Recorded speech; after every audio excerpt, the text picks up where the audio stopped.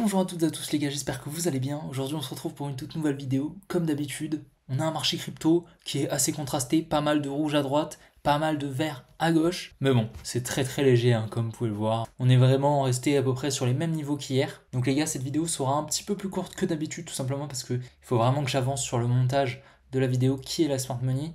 Malheureusement, je pourrais pas la poster aujourd'hui, hein. Normalement c'est le dimanche qu'on les poste. Et je pense que dans le futur, on va partir sur une vidéo dans ce style toutes les 2 semaines, sinon ce sera impossible. Et peut-être le jour où je commence à travailler avec un monteur, peut-être que j'arriverai à faire une vidéo par semaine. En tout cas, j'ai énormément d'idées. Et voilà, j'essaie vraiment de vous faire un truc le plus travaillé possible. Et c'est vrai que je suis pas encore expert en montage, donc ça va pas forcément extrêmement vite, c'est vrai. En tout cas, voilà, dès que la vidéo est prête, soit je la poste directement dans la semaine, hein, soit je la poste dimanche prochain, on va voir. En tout cas les gars, dans cette vidéo, on ira directement sur Bitcoin, on ira analyser seulement le Bitcoin pour aujourd'hui, mais on est en train de faire un truc assez intéressant et j'ai réfléchi à un scénario qui pourrait très bien se passer, mais je pense qu'il faut quand même réfléchir à plusieurs scénarios afin de ne pas être surpris si un scénario ne s'exécute pas, et du coup ça nous permettrait de ne pas être perdu. Si le scénario qu'on a forecast ne s'exécute pas parfaitement, on a un autre scénario de secours, et donc c'est pour ça que je vais vous présenter un autre scénario qui est assez intéressant parce que les contrats perpétuels et les contrats spot sont totalement différents, on n'a pas du tout la même charte. C'est vrai que c'est assez intéressant ce qu'on est en train de faire sur le spot, donc on ira voir ça. Et bien sûr les gars, comme d'habitude, je vous invite à liker la vidéo et à vous abonner comme d'habitude si ce n'est pas déjà fait. Pour vous rappeler, je fais une vidéo par jour où je vous partage mes analyses, et donc de temps en temps je fais des vidéos un peu plus pédagogiques pour changer un petit peu, voilà, que ça plaise à tout le monde, et également pour vous instruire en Smart Money Concept. Et d'ailleurs les gars, en deuxième partie de vidéo, je vais vous apprendre très rapidement le principe de protection d'un low ou d'un high. C'est extrêmement important de connaître ce concept, donc je vous invite réellement à rester jusqu'à la fin de la vidéo, ça peut vraiment vous intéresser. Allez les gars, on est parti.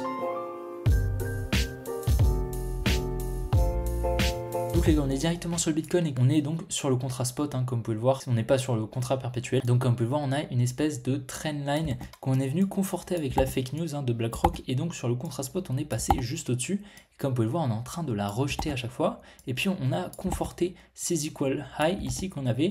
Donc on avait un high ici, et donc on est venu créer un autre high pour compléter une espèce de grosse résistance qu'on a eu en fait, et donc le jour où on va la casser tout simplement, on va libérer énormément d'ordre acheteur tout simplement pour la Smart Money, qui va lui permettre de vendre en fait, hein. Donc les retail, qu'est-ce qu'ils vont faire? Ils vont acheter à la cassure de la résistance comme ceci, et donc ça va permettre à la Smart Money de vendre en face, d'accord? Vu que les marchés sont un zero sum game. Pour un acheteur, il faut un vendeur. C'est donc pour ça que la Smart Money recherche les ordres et non les liquidités. On appelle ça des liquidités, mais en réalité, c'est pas réellement de l'argent, c'est les ordres que la Smart Money recherche, et ça, je vous en parle très bien dans la vidéo que je vais vous sortir sur qui est la Smart Money. Donc là, qu'est-ce qu'on a? On a, comme vous pouvez le voir, un gros mouvement haussier et baissier, donc un gros pump and dump. Donc qu'est-ce qu'on peut se dire? On peut dire que c'est tout simplement un buying climax et un automatic rally.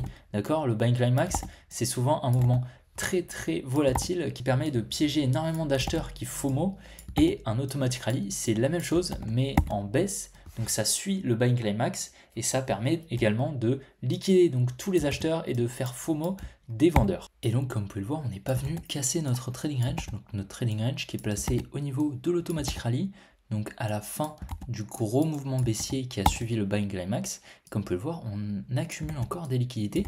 Donc qu'est-ce que ça veut dire? Vu qu'on n'est pas venu la casser, récupérer les ordres, ça veut dire qu'il nous reste encore énormément d'ordres. On a une grosse poche d'ordres et donc des liquidités qui sont placées en dessous. Et donc lorsqu'on va commencer la baisse, on va avoir toutes ces liquidités qui vont nous attirer en fait tout simplement pour qu'on vienne les chercher. Et lorsqu'on va venir casser notre trading range, on va avoir un petit rebond pour probablement continuer la baisse, ou alors tout simplement réaccumuler et ensuite repartir à la hausse. Donc ça on verra, pour le moment on n'y est pas. Mais donc qu'est-ce qu'on peut faire? Comme vous pouvez le voir, on est en train de conforter une grosse résistance qui se placerait juste ici.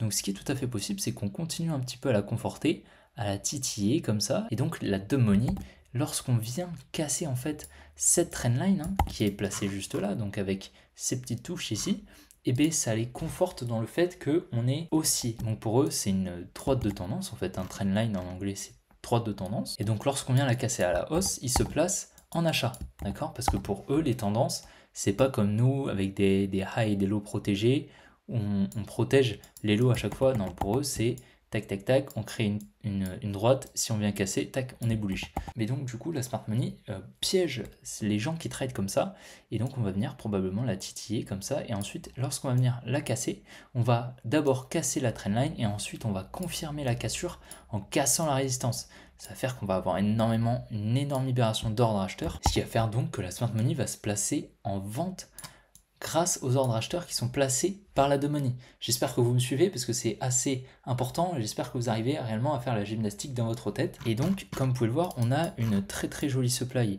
juste ici, hein, que je vous ai dessiné ici. Pourquoi? Parce que c'est le dernier achat avant la baisse, avant le mouvement baissier. En plus de ça, on a de la fair value gap juste ici, hein, comme vous pouvez le voir. On a une grosse zone de fair value gap. Donc la fair value gap, c'est quoi? C'est de l'imbalance, c'est un synonyme. Et donc c'est en fait une zone où on n'est pas revenu fermer les ordres. C'est-à-dire qu'on n'est jamais revenu ici, revenir fermer une partie des ordres qui est là. Si par exemple on remonte ici, bon bah voilà, on aura refermé tous les ordres qui sont là. Si on revient ici, on aura fermé globalement tous les ordres qui sont là. Et ça s'appelle la mitigation, et le fait qu'on ait de l'imbalance, ça veut tout simplement dire qu'on n'est jamais revenu dans cette zone, refermer les ordres. Donc ça veut dire qu'on a pas mal d'ordres négatifs dans cette zone, dans cette supply. Et donc la contrepartie qu'on va avoir juste là à la cassure de cette résistance ainsi que de cette trendline va permettre à la smart money de se placer en short ainsi que de refermer ses ordres, mais aussi de prendre des profits sur le mouvement haussier qu'on a eu. Comme vous pouvez le voir, on a eu une très belle accumulation. Donc ici, la smart money a accumulé des ordres acheteurs, et ici, ça va lui permettre de prendre des profits et peut-être même entamer un mouvement baissier. Étant donné qu'elle a acheté dans cette accumulation, elle va devoir vendre ici avec de la contrepartie acheteuse. Donc il va lui falloir énormément d'ordres acheteurs afin de vendre ses positions. Et donc cette contrepartie, elle la retrouve grâce à la dumb money. Et donc voilà, je vous ai mis les phases de week off afin que vous vous y retrouviez un petit peu et afin que vous les appreniez. C'est pas forcément très important, mais c'est vrai que c'est quand même complémentaire de les connaître. Donc on a eu notre gros buying climax, donc notre gros mouvement aussi que je vous ai dit au début, et ensuite on a eu notre automatic rally, donc que je vous ai matérialisé ici avec AR. Donc on a notre trading range à ce niveau-là qui est clean en plus, donc qui n'a pas été liquidé. On a notre secondary test, donc secondary test c'est une création de liquidité. Donc là, comme vous pouvez le voir, on a un gros mouvement assez volatile. On en a deux des secondary tests, on en a un également ici. Mais voilà, ce qui est très propre en général, c'est quand on a notre buying climax, automatic rally, secondary test, et que le secondary test est au même niveau que le buying climax. Malheureusement, sur le Bitcoin, c'est assez rare que ça arrive. Comme vous pouvez le voir sur les accumulations, c'est rarement au même niveau. C'est pratiquement au même niveau, mais bon, c'est, regardez, comme vous pouvez le voir, l'attaque. En fait, tout ça là, tout ce qu'on a ici, c'est des secondary tests.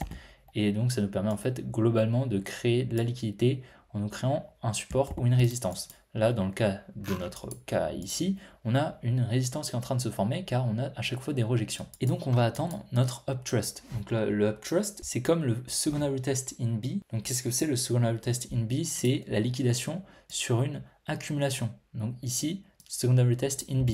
Selling climax, automatic rally, secondary test ici, et ici, secondary test in phase B. En deuxième phase, ça veut dire on vient liquider cette création de liquidité, et là c'est exactement la même chose, mais sur une distribution. Donc on va venir liquider juste là les equal ici, plus la trendline, plus la résistance qu'on a ici.